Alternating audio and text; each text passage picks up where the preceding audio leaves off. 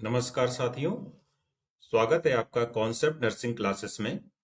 आज की क्लास में RRB nursing superintendent exam special practice test number 263 solve करेंगे। Question number 1, kidney shaped brim of the pelvis is known as. Option A gynaecoid pelvis, B android pelvis, C anthropoid pelvis and D platypelloid pelvis. तो यहाँ पर बात हो रही है kidney shaped brim of the pelvis की। तो brim का मतलब होता है किनारा, मीन्स किस प्रकार के पेल्विस में जो किनारा होता है वह किडनी के आकार का होता है। तो इसका करेक्ट आंसर हो जाएगा option D, platypelloid pelvis is the correct answer. अब इस फिगर के माध्यम से अपनी बात को समझते हैं।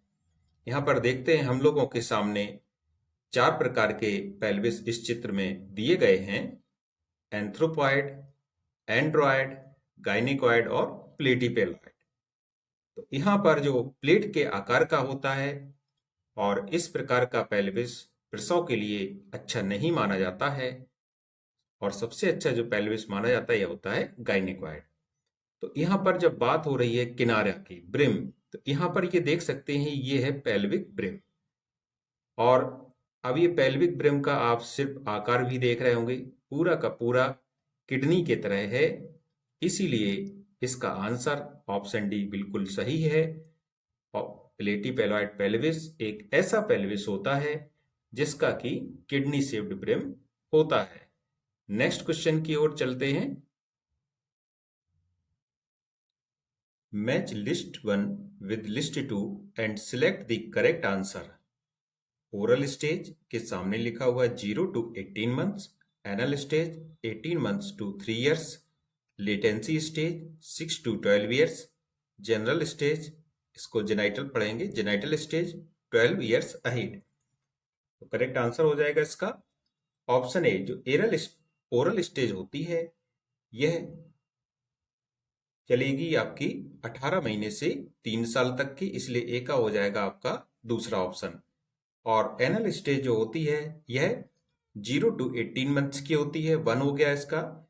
लेटेंसी स्टेज होती है यह 6 to 12 ईयर्स की हो गई, इसका 3 हो गया।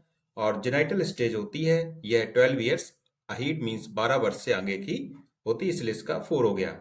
अब इसका करेक्ट आंसर हो जाएगा 2 1 3 4। देखते हैं कौन सा ऑप्शन सही होगा। 2 1 3 4, पहला ही ए ऑप्शन यहाँ पर सही हो जाता है। Next question. Area of silence zone around a hospital, institution or court in India is of radius। Bharat में किसी अस्पताल या न्यायालय के चारों ओर साइलेंस जोन का क्षेत्रफल कितने मीटर की त्रिज्या में होता है? 100 metre, 200 metre, 250 metre and 500 metre. Correct answer होगा option A, 100 metre. According to Indian laws, a silence zone is maintained up to 100 meters around hospitals, educational institutions, and court to avoid noise pollution। भारतीय कानूनों के अनुसार अस्पतालों, शैक्षणिक संस्थानों और न्यायालय के चारों ओर 100 मीटर तक का क्षेत्र साइलेंस जोन घोषित किया जाता है ताकि ध्वनि प्रदूषण को रोका जा सके। Next question.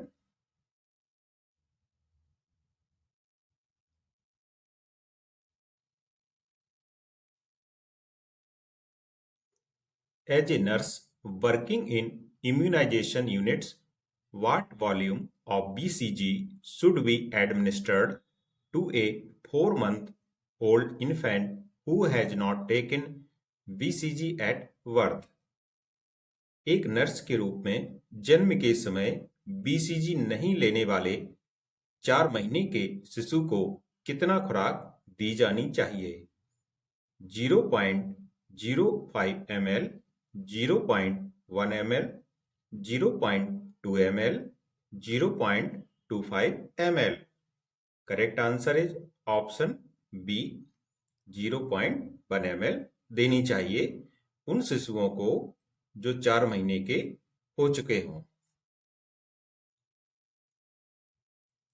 For infants older than 1 month, the recommended dose of BCG vaccine is 0.1 ml intradermally. तो जो भी बच्चे 4 माह के 1 माह से अधिक के होते हैं उनको BCG की खुराक 0.1 ml इंट्राडर्मली देते हैं। Next question, an assisted reproductive technology ICSI stands for A. Intracytoplasmic sperm injection, B. Intracervical shape injection, C. Intracytoplasmic soluble injection and D. None of the above। Correct answer हो जाएगा ICSI का जो full form होता है यह होता है intracytoplasmic sperm injection, इसलिए पहला आंसर सही हो जाएगा। ICSI is a specialized technique used in vitro fertilization, means IVF, where a single sperm is directly injected into an egg to facilitate fertilization। तो इसमें जो ICSI होती है IVF की ही एक स्पेशल टेक्निक है जिसमें क्या होता है एक सिंगल स्पर्म को डायरेक्टली एग में इंजेक्ट कर दिया जाता है जिससे कि फर्टिलाइजेशन हो सके। नेक्स्ट क्वेश्चन की ओर चलेंगे। The normal range of cerebrospinal fluid in an adult is 50 to 100 ml, 100 to 150 ml, 150 to 200 ml and 200 to 250 ml। Correct answer is option B, 100 से 150 ml। यह CHF की नॉर्मल रेंज होती है adult में। Next question,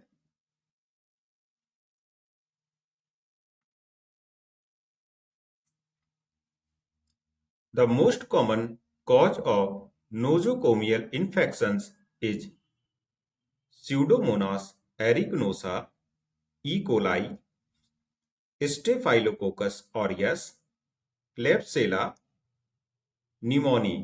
correct answer is option C, Staphylococcus aureus अस्पताल में होने वाले संक्रमण जिसे कि नोजोकोमियल संक्रमण भी कहते हैं इसका सबसे सामान्य कारण होता है। Next question, which is the most common site for deep vein thrombosis?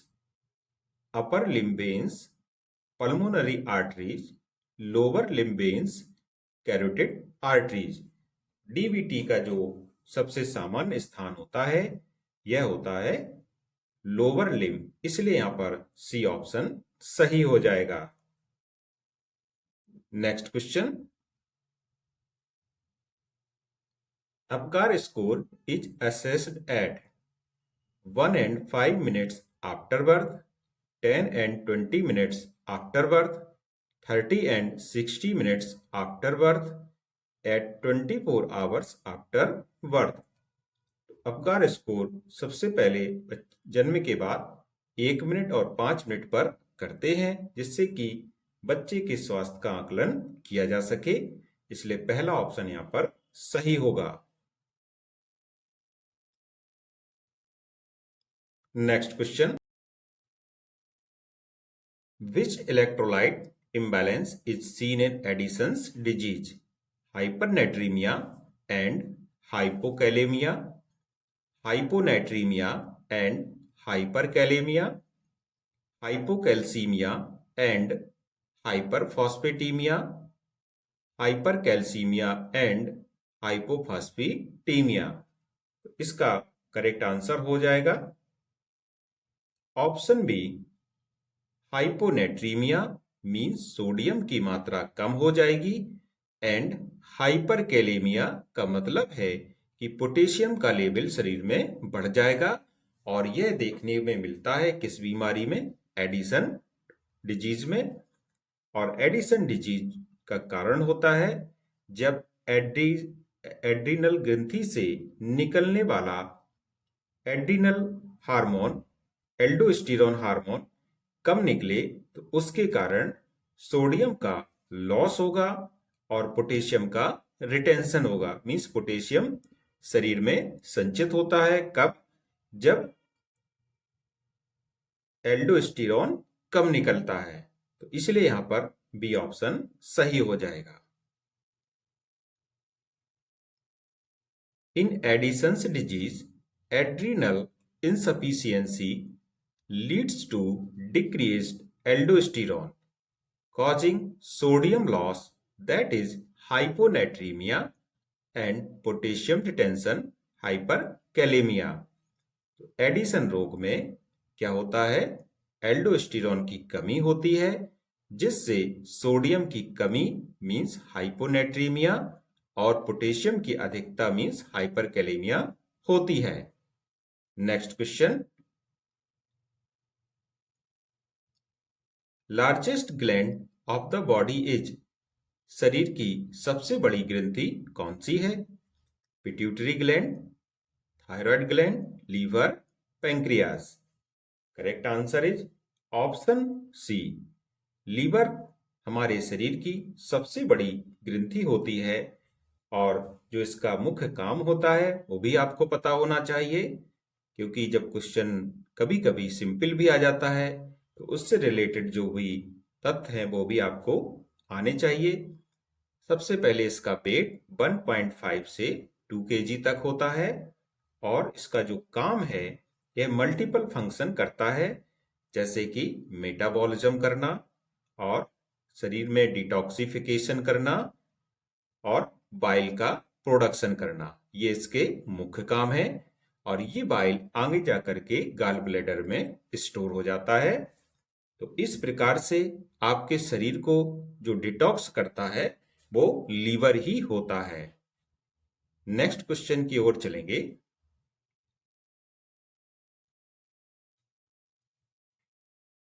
SUPACE AI tool जो प्रासंगिक तथ्यों और कानूनों को एकत्र करता है और उन्हें न्यायाधीश को उपलब्ध कराता है, किस संगठन द्वारा जारी किया गया था? तो ये क्वेश्चन आपके करंट अफेयर से संबंधित क्वेश्चन है। इस प्रकार के क्वेश्चन भी आपकी नर्सिंग एग्जाम में पूछे जाते हैं। Suppose the AI tool that collects relevant facts and laws and makes them available to a judge was released by which organization? High Court, Supreme Court, NABARD, RBI। तो बात हो रही है यहाँ पर एक ऐप है, एक एआई टूल है सुपेस, तो इसको लॉन्च किया था सुप्रीम कोर्ट ने, इसलिए यहाँ पर बी ऑप्शन सही होगा। The Supreme Court of India launched the AI-based tool Supace, Supreme Court Portal for Assistance in Court Efficiency। इसका फुल फॉर्म भी आपको पता होना चाहिए, to help judges in legal research and decision making by providing relevant case laws and facts। Bharat के supreme court ने SUPACE AI tool launch किया जो न्यायाधीशों को कानूनी शोध और निर्णय लेने में सहायता करता है। नेक्स्ट क्वेश्चन, भारत में कौन सा दूरसंचार operator 5G mobile network launch करने वाला पहला था? Which telecom operator in India was the first to launch a 5G mobile network? BSNL, Reliance Jio, Bharti Airtel, Vodafone Idea Limited. Correct answer होगा ऑप्शन सी, भारती एयरटेल। ज्यादातर लोग क्या करेंगे कि रिलायंस जियो में आंसर लगाएंगे, लेकिन ऐसा बिल्कुल आंसर सही नहीं होगा, इसलिए इसका करेक्ट आंसर है ऑप्शन सी, भारती एयरटेल। वह कंपनी थी पहली जिसने 5G मोबाइल नेटवर्क लॉन्च किया था, और यह कब लॉन्च किया था आपको वो भी पता होना चाहिए, 1 अक्टूबर 2022 को। नेक्स्ट क्वेश्चन की ओर चलेंगे।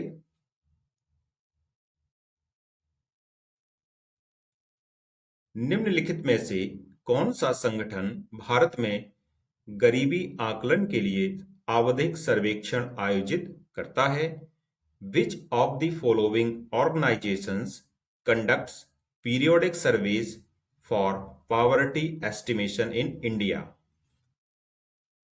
National Survey Organization, National Sample Survey Organization, National Simple Sample Organization, national planning commission. यहाँ पर जब गरीबी का आकलन करना हो उसके लिए जो सर्वेक्षण होता है यह है राष्ट्रीय नमूना सर्वेक्षण संगठन के द्वारा, इसलिए बी ऑप्शन करेक्ट होगा। इसका की शॉर्ट फॉर्म है NNSSO, national sample survey organisation. Next question, भारतीय मिसाइल विज्ञान के जनक जिन्होंने अग्नि और पृथ्वी बैलिस्टिक मिसाइलों को नया जीवन दिया वे कौन हैं? The father of Indian missile science who has given Agni and Prithvi ballistic missiles a new life is CV Raman, Homi Bhabha, Jagdish Chandra Bose, APJ Abdul Kalam.